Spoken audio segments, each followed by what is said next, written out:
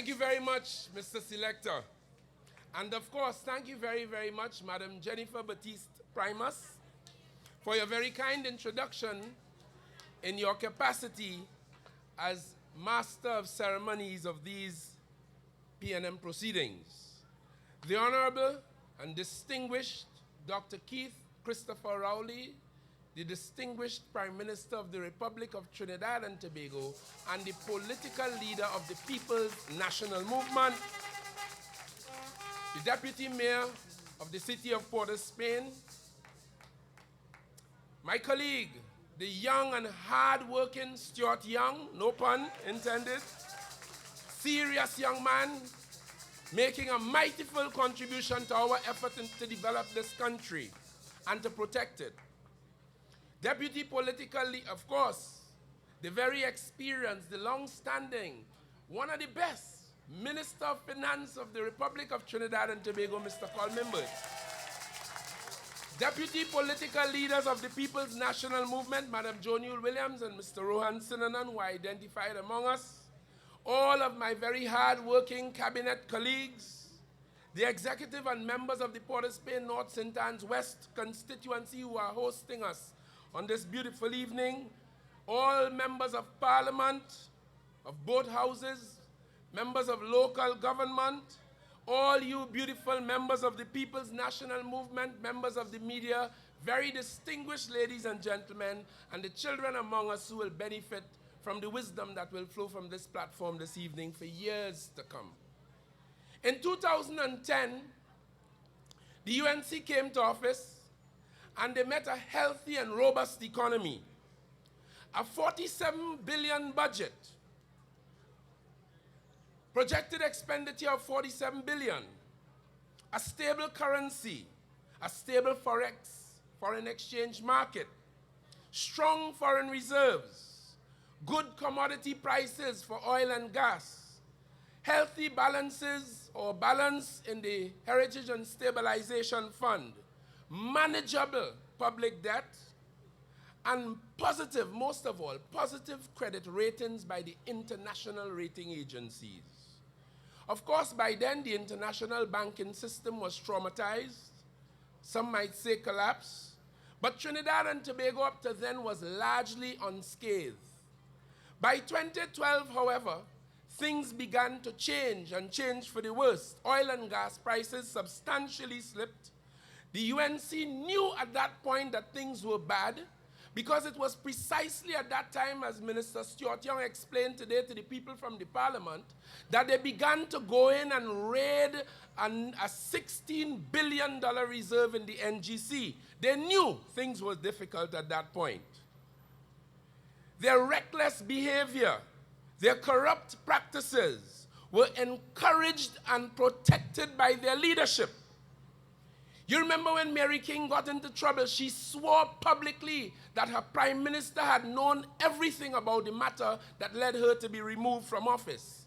Let me quote Errol Pilgrim, who I read his weekly column very quickly for you. He put it so succinctly and so well. I couldn't say it better. Errol Pilgrim writing says, and I quote, Mrs. Prasad Bisesa and her cohorts would like the country to forget their own 5-year adventure, unrestrained corruption and mismanagement and squandermania, whose poisoned fruit consumed like a virulent disease the very ordinary people she now claims to be so concerned about. Because when she spoke after the budget, she tried to make herself large and she tried to pretend that she was concerned about you ordinary people, about all of us.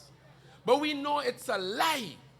He goes on, and I quote again, an adventure that was premised on the uncompromising policy of self-interest and deception that exceeded the bounds of reason and brooked no concerns for the welfare of Trinidad and Tobago then or in the future.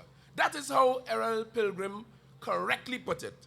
Under Madam Kamla Prasad Bisesa, the annual budget went from 47 billion in 2010 to $64 billion by the time she left office. $64 billion. Tonight I speak to you having listened to what she had to say yesterday, or Monday, sorry, and what she had to say today. 3 hours I sat painfully and listened to that lady. She's unabashed, she's shameless and bold-faced. They were reckless, that's the best way to describe them, and imprudent. They did every single thing with your economy wrong. And this is not simply my view.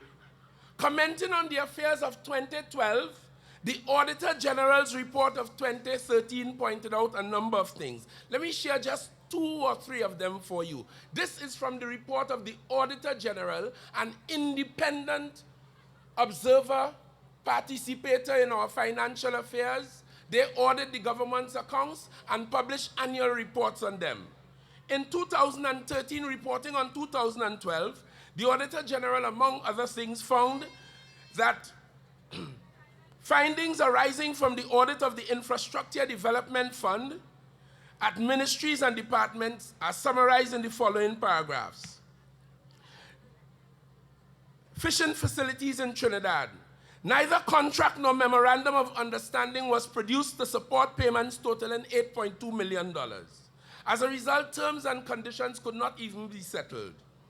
Neither contract, in terms of hospitals, district center health facilities, neither contract nor memorandum of understanding was produced to support payments totaling $8.8 million made to the executing agency for property development. Payments to the executing agency during the year totaled $152.9 million, of which invoices and other supporting documents relating to payments were not produced. Value-added tax totaling $21.7 million relating to work by a foreign firm seemed to be reimbursed to a state enterprise in financial years 11 and 12. No evidence to support that. And so the story continues. Ladies and gentlemen, let me tell you why I read this. Year after year after year, from 2012, 2013, right on up to when they left office, this was the story of the Auditor General of Trinidad and Tobago in all of these reports, in every one of them, year after year. It is as if the Auditor General was screaming at us, trying to tell us parliamentarians, trying to tell you, the citizens of Trinidad and Tobago, that something was seriously wrong. Meanwhile, they pretended that everything was hunky-dory and all right. And I understood the psychology of that. If you're thieving from the coffers, you can't be talking the truth that things are not right. People will frown on that. So when you're thieving, you have to pretend that everything was all right. And that's how they behave. They gave away the shop. They gave away in food cards. The Minister of Social Development came to office and she just revisited the food card list and asked people to reapply. 13,000 people did not reapply. Those were people who were driving bigger vehicles than you and I, still making use of the phone cards. Some of them went to campaign in Tobago. We found evidence that they had food cards to support their linemen and campaigning for the UNC in Tobago and other such activities. So they pretended that all was well. They gave away land. Clarence Rambarat will tell you, the Minister of Housing will tell you what they did in EMBD, what they did with this land for all and all, land for the homeless. They borrowed money to thief. And we heard that they borrowed money to put in the Heritage and Stabilization Fund to give you the impression that everything all right when they knew that everything was not all right. They lived a lie. They lived a lie. Then came 2015.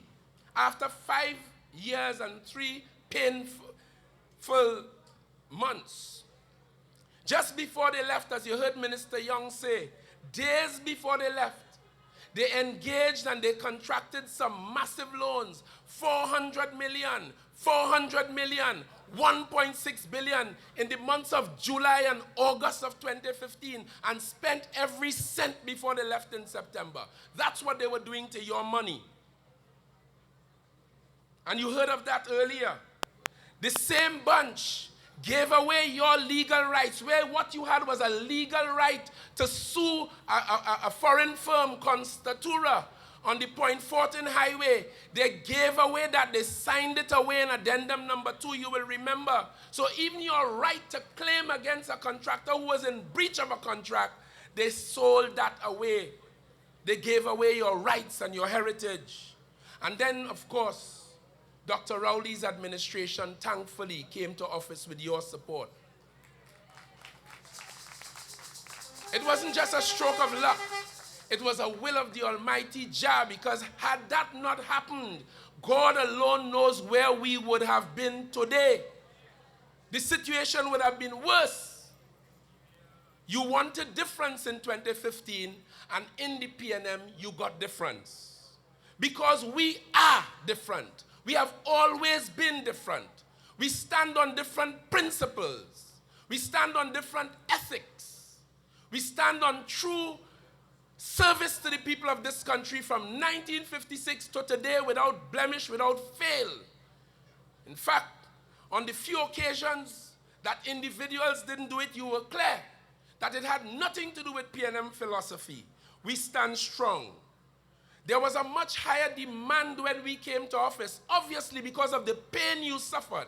There was a much higher demand for openness in government, transparency, accountability. And my leader and the PNM, we promised you that in 2015 campaign, and we have been giving you that for the last 2 years. You have not, after 2 years, heard one single minister accused of anything untoward in managing your money. Not one. And we boast in that. The governor of the central bank, the people of Trinidad and Tobago, all the public servants full well understand that in the hands of the PNM, the treasury and the affairs of the people of Trinidad and Tobago are secure. Good, safe hands. They know that. But here how we are different. The first thing that Dr. Rowley did when we came is to cut the size of your government, your cabinet, from 33 persons to 23 persons. Remember that? Saving you about $7.2 million in salaries per year. Some of us have, like Stuart Young, he must have about 10 portfolio. And we have maintained that. One of our colleagues is out of business these days because of his health, and others are holding the gap. We said we will deal with a 23-member cabinet. And there we go.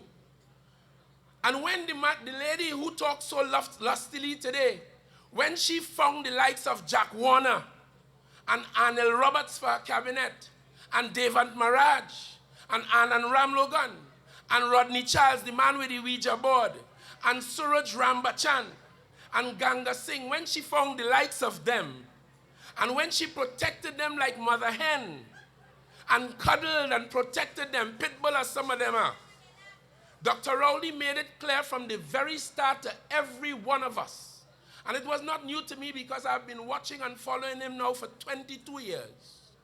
He made it very clear when it comes to matters of corruption and integrity, there will be no place to hide in a PNM government. There will be no place of refuge. You are on your own. Every one of my cabinet colleagues understands that full well. And not only my cabinet colleagues, by now, every single permanent secretary, every public servant understand that. And who don't hear will feel. As you heard my colleague say a while ago, no protection. And Dr. Rowley will not be heard to say no big deal and get the evidence. We're not on that. We meet in cabinet every week, and when we have to, otherwise, at the diplomatic center. Prior to that, we met at the Prime Minister's office in Sinclair. When they were in government, they met everywhere, upstairs, downstairs, bar, kitchen, lavatory, San Fernando, Port of Spain. They even met in Philippines by the same windowsill.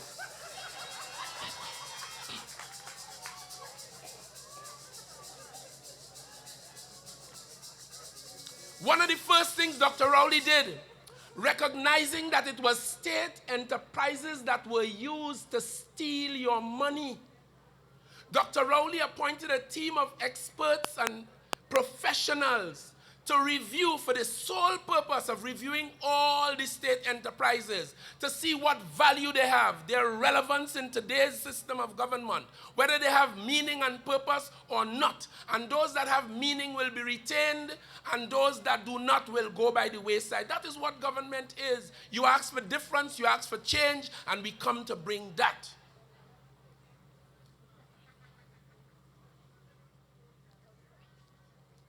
And we will be guided by that report in those ways. And rather than keep them to use them for corruption, we will treat with them along those lines. One of the first things Dr. Rowley did as well was to instruct every one of my colleagues, including me. I was then in the Ministry of Works and Transport, to instruct every agency under our purview, and our ministry, the core ministry, to cut its expenditure, its budgeted expenditure, by 7% from day one. Because we came into government understanding that we were in difficult times. The High Commissioner to London, Mr. Orville London, a very distinguished man, during the campaign in 2015, I was in conversation privately with him. I hope he doesn't mind. And he said, little brother, because that's what he calls me, and I call him big brother.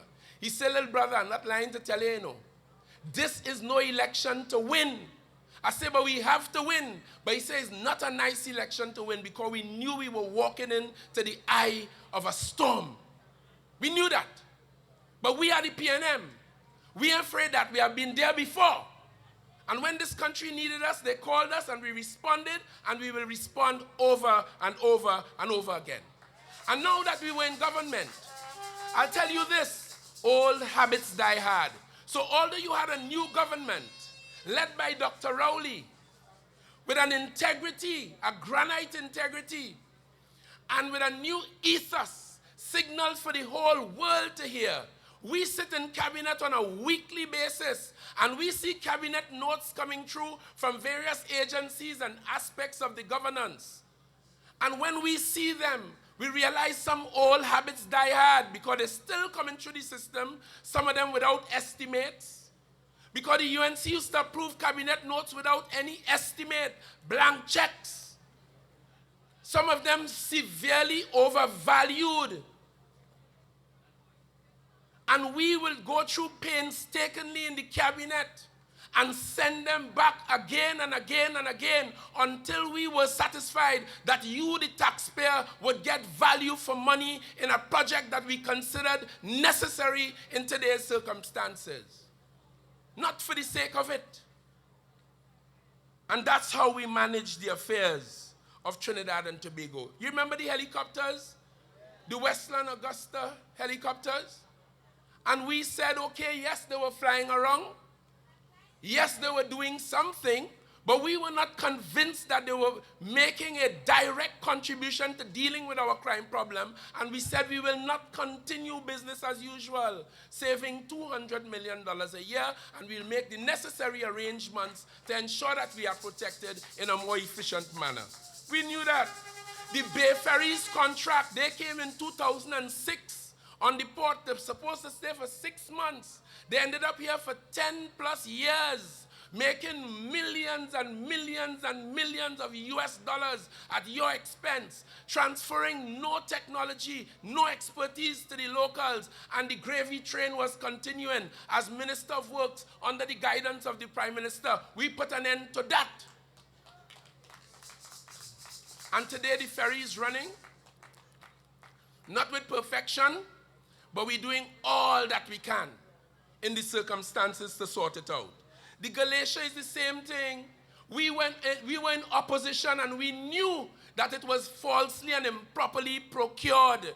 We spoke about that from the days in opposition. So when we went into office, we would take remedial action. All we wanted, as we promised you across the spectrum, is a free and fair and open tender process, where you will get value for money and where no minister of government will be involved in that tender process, and therefore no kickback and no swing back. We're not dealing with that. And that is how we proceeded. The gravy train was brought by the Keith Rowley administration to a squeaking, screeching halt. And as a result of those behaviors on our part, I can boastfully tell you, if you didn't know, because you are not in the cabinet room, a lot may miss you. But we have saved you, the taxpayers of this country, millions and millions and millions of dollars since we came to office, by virtue of sound management, prudent management. And in the meantime, behind all of that, that man, the Minister of Finance, working with the larger economy, looking at all the macroeconomic essentials and doing what he had to do with them. This was his third budget. And I, too, must publicly congratulate and celebrate the Minister of Finance.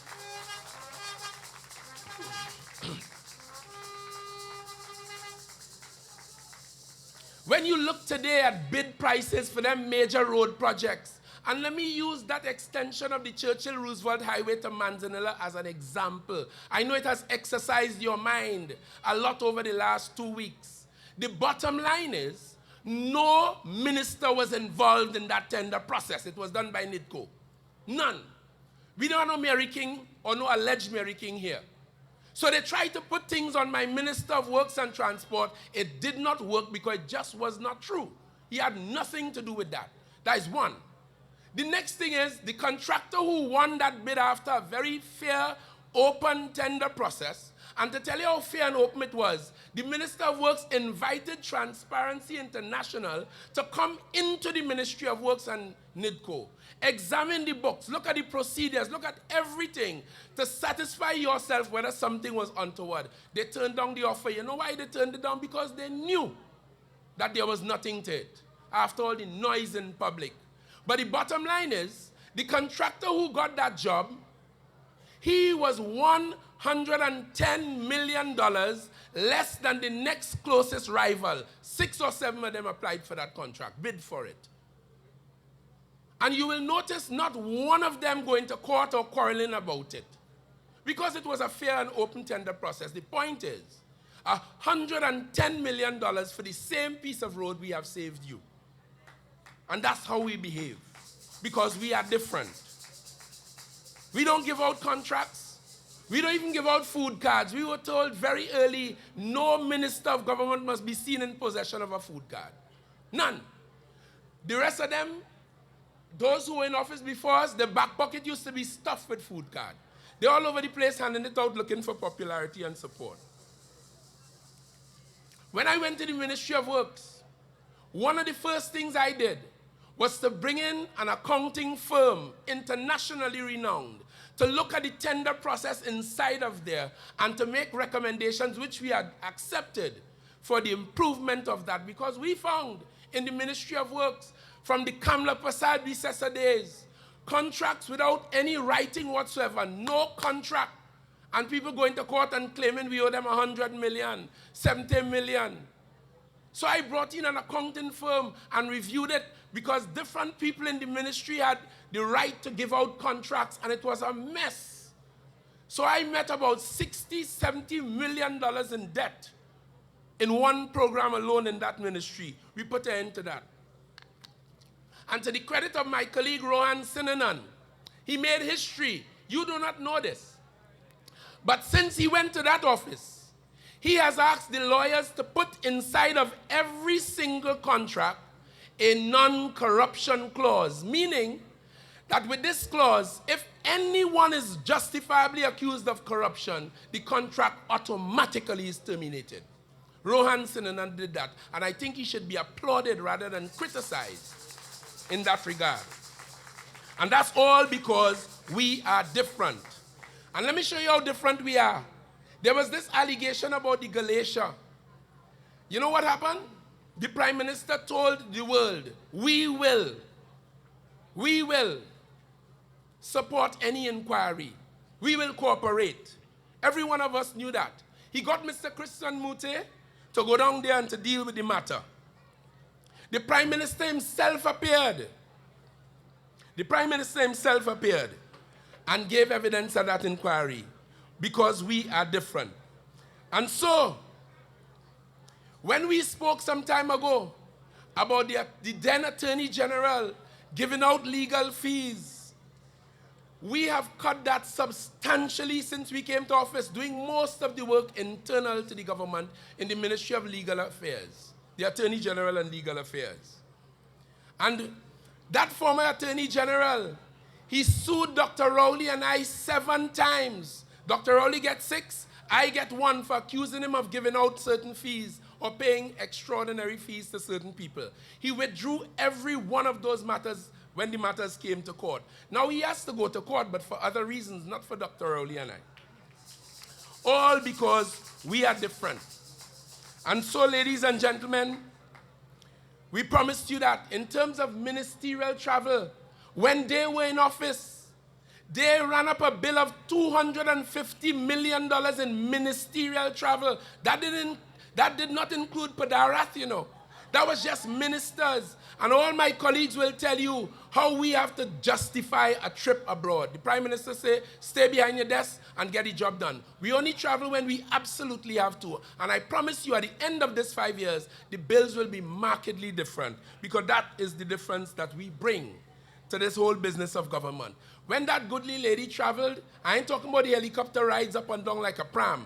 She used to have a 15-member delegation, 15 and 16, entourage when she traveled.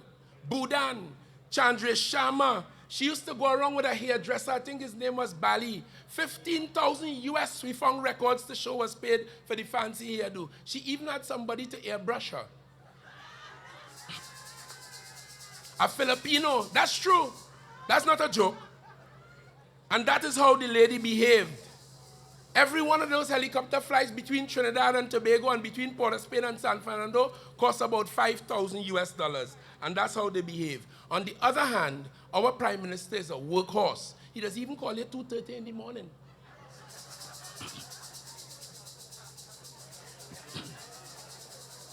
Night and day, all of us in that mode, we work very hard for the people of Trinidad and Tobago. And as I come to a close, I know they spoke a lot about the blue economy, and I'm sure when Mr.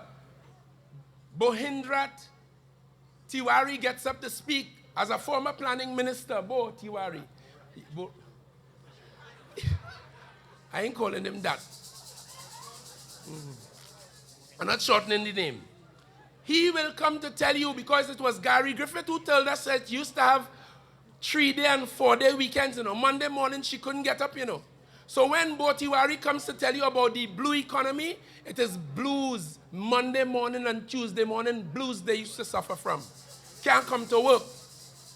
When they tell you about the green economy, well, you don't know it's on the windowsill was plant-like substances. When they tell you about the gold economy, because all of them leave office with a bag of gold. All of them. And that is why they will all have their day in an air-conditioned room sometime very soon. And when they tell you about the gray economy, it's the banker. Whether it is, what's the one in energy? It's the banker, Ramnarayan, Rambachan. When they talk about the gray economy, it's the banker they're suffering from. So we know what the story is. People of Trinidad and Tobago, I think we have passed the worst. We have cut the budget from 64 billion to 52 billion, cut it by 12 billion.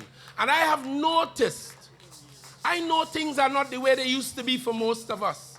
You, the little people of Trinidad and Tobago, we, the little people, the working people of this country, we cut the budget by $12 billion, but I have noticed that there has been no significant depreciation in your standard of living.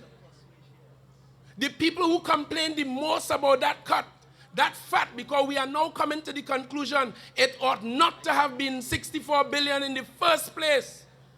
That was where the corruption and the thievery and the creaming off took place.